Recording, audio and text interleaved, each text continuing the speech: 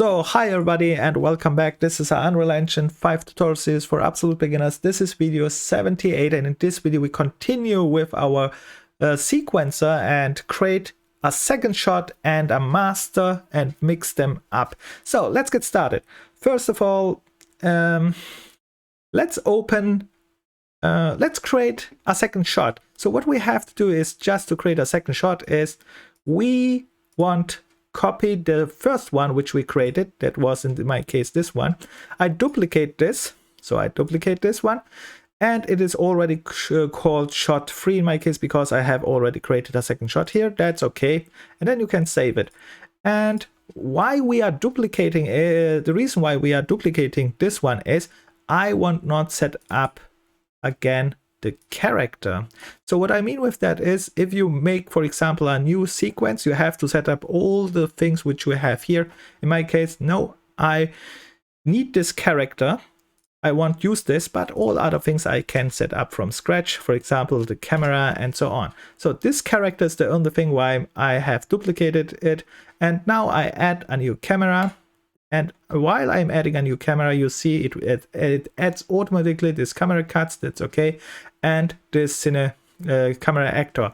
Now, what we have to do is, now we activate this camera here, the cine camera, and important is you have to select here this first. So deactivate it, select this one. So now I'm in this screen, then activate this cine camera actor, and now I see what I see right now, and now that's the wrong place. So let's make here perhaps faster speed so that I fly to the right position in my case. All right, I'm now here, and now I will set up my shot. So let's say this one should come here and then come here. This like so. So very simple. I make nothing special. After I have set up my start position, because this is my start position, you can see here in this area that this thing here is also at the start point. To make it sure, you can click this one, then you see this is my start point. And then after I just have my start position camera, I go here to the camera and then in transform, because I want just track the location, transform, the rotation, location, scale, and so on. And to make it easy, I just click this K from on transform, and then I have my start position. Then very important is now I want find my end position. So not change now the camera, find first your end position. For example, you have to go here, or you want make in between shots, in between keyframes. That's also possible, but in my case I make it very simple. I just go to the end position, and now again go to your camera. You are in pilot mode, and now find the next position where you want to be. I make it really simple. Oh, let's set the camera here a little bit slower so I can adjust this a little bit better. I was here, and let's see, I wanted to make this like a zoom effect. Yeah, something like so. Something like so. Let's see, that's my endpoint. And then again, after I found my endpoint, I go again to transform, set this keyframe, and I go to save, and that was it. That was already my second shot. So what we are going to do then, we have now shot 1, shot 2 created, in my case shot 3, and I want to create now go to the master. I messed up this master, that's why I create a new master, because I need an empty master. So let I show you how this goes. It's very easy. Right click, go to animation, go to animation, and our master is just another level sequence. Actually, we just call it master. In my case, I call it like old time LSEQ as level sequence prefix, and I call this one master 2. So I double click on it, I open it up, and now I have my master 2, and we go here directly to track, and I go to shot track, and this shot track is adding this created level sequence. We can create now what we created here, this level sequence. Perfect. And now what I'm going to do is I adding this shot. So first of all, let's start. I click this plus sign here and add level sequence, which I created. I created this shot one first because it was the first one, and now I want to add another one. And how I'm doing this, first of all, this, you see this area is too big. Let's make it smaller. Control mouse wheel, and then you can see I can make this one. And if you want move here right left, shift mouse wheel, so you can move here a little bit right and left. But I keep this one here and control and set it up here. So I want to add the second shot after this one. That's why I move it up here. And interesting is you have to change this setting here actually too. This is the endpoint. Let's set it anywhere here.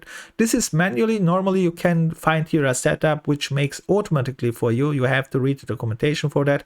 Right now I don't know it, so I set it manually here. And then I go here to the shots again and add the created sequence. And now we have this one, and I adjust this one here also a little bit. So this is my endpoint. And of course you can adjust this here a little bit better than me perhaps. And actually that's it. And most time what film creator or trail creator do is they move this one down. The reason for that is it is still the same like before, but it is easier to see where the cut is, which means from this is the shot one. Now it goes to the shot two, and sometimes they add here blendings or some effects or something else. So, and with that said, we can test this already. What I'm going to do, how I'm going to test it is here in this place on shots, you can select now this camera on top, and when you select this, you see both are selected, and now you can play. Of course, select first this one again before you select this one. Select this place again, so this one is played. Then you go here and then you press play, and you see what we created so far. And yeah, this was my shot one, this is my shot two, and yes, but let's say I want to make a title, and this was not in the quick start, this I add now here, or some music. I want to show you one more thing, and let me go for this one here too. I go to the start point and I said, hey, I want a title and perhaps some music. How we can make this? Very easy actually. We add events which can be triggered, which means it's a call from the blueprint. And yeah, and by the way, I don't know if this is the right way to do it, because perhaps you can make it much easier, because in other programs you can just add it here directly. In my case, I use the event trigger, and how I'm going to do that is I go here to track, and then I go to event track, and then you have here some options. I take the trigger one, and now I can set keyframes for the event where it should be triggered. So I select a position, let's set one at start, because at start I want something. Now it's not very visible, but there is a keyframe, and what you have to do then is just click on this keyframe, right click on it, and then on this keyframe go on properties, and here we have a binding. So select this one, and then we choose a quick binding if you have one possible, but I don't have, so that's why I say create new binding. And now it jumps to the master blueprint, also the coding page. You can see it is called here master 2 sequencer event and so on. All right, so we are now here and we can call an event. First of all, I want just play music. And it's very easy. Let's write here play sound to, yes, why not? And then I find here just a music which I want play. Let's see, this one not. Yeah, let's make this one background music, perfect. And that's it actually. This can play as long as this is active. You see, that was very easy and compile, but I want to make something more, and I want to add a short trailer, a short title here for my game. How I make this? Again, I use again an event, but this time I have to add probably an event again. And let's make another event track for this one. Probably you could use this event here also, but yeah, you can rename this probably anyhow, and you can say here music, event music, event music, and then call this one event the trailer title trail, yeah, trailer title, that's okay. And then we have make the same thing like before. We add a keyframe, but this trailer title I will add a little bit later. Let's say I add it here. Then I add this keyframe and I right click on it again. I go to the properties, I go to bind events, I go a quick bind. I don't have it here, but if you have set up already something, it will pop up here for a quick bind, but let's go here. It's okay. And now I can bind an title, but the problem is there are different ways, and I choose just to create a widget and add it to the viewport, and that's the title which I want to use. And how I make this very simple here from my event one, which is this one, I say create widget and add to viewport. But the problem is we have not created a widget, and how to create a widget, oops, because it's not selected. Creating a widget we already did so many times, so I show you a pre-made widget, which is very simple. Here on the right side you see I just added one canvas panel to it. So find a canvas panel from here. Then I added just a text box to it, which is this one. And then I set this up. The canvas, the text box I anchored here on all. So it is all time in the middle anyhow. And the next thing what I changed is just the color here and color and opacity. And the next thing what I change is just the content, of course. And if you have problem to make, that's very important to note perhaps, you see the way you can go to the next line works not like you press enter. This works not. So you have to press here to make our next line is shift enter. So, and this one, update this one, and now it works. This is very important here when you make a text which is 2 lines long, and this normal enter is not working. You have just to press shift enter. Keep this in mind. That's interesting here. And all other things are very simple. Then you change here perhaps also the size anywhere. You know, I don't know, and set up like it you want. So compile, save.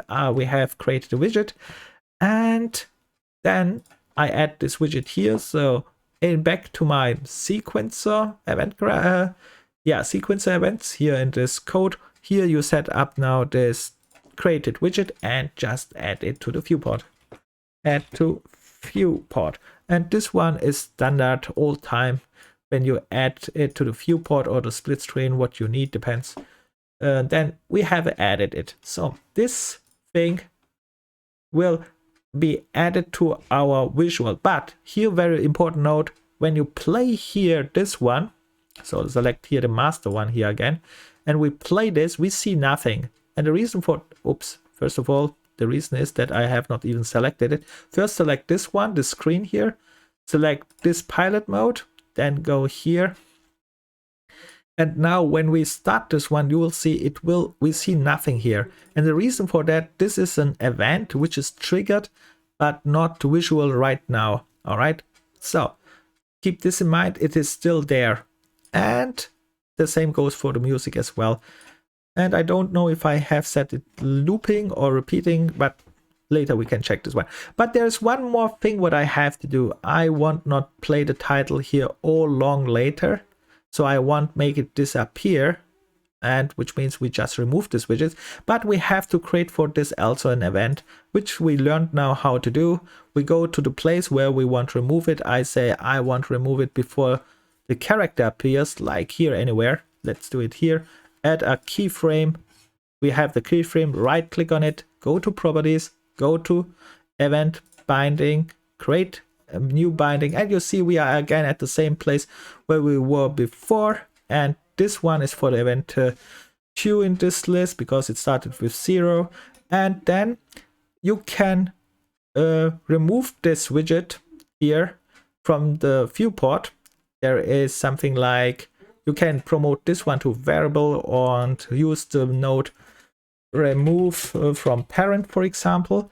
But there is one easier way. If you want to get rid of all widgets, there is one special node. It's called remove widgets, remove all widgets. This is a very easy way to remove all widgets, but careful, this will remove all widgets, which is right now currently on the viewport.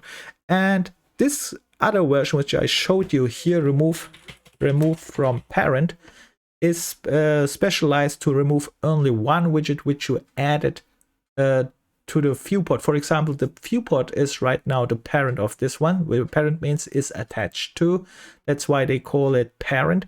And then it will just remove this widget from this viewport, this specific widget. So you can select actually what you want to remove. Here with this node, you can't select what you move, it will just remove all. And in our case, doesn't matter, it should remove all. Perfect, I use this one. And now, actually, I'm almost finished. There are 2 setups more and I can use this. This one is finished. What I have to set up here is now, I can close this one, actually close this one. Let's make this one a little bit bigger because I want to play it this time here. This is my later scene. So, and what I have to set up here, let's make the camera a little bit faster again. So, is this one. Normally this one is perhaps not in the scene. This one is the master, which we created here. The master 2 in my case. And if it's not in the screen, you put it in the screen. Now master is in my screen. So which means this sequence can be played here, but right now it can't be played here because we have set it again active, because right now it's not auto active. So when I play it, you see nothing happens.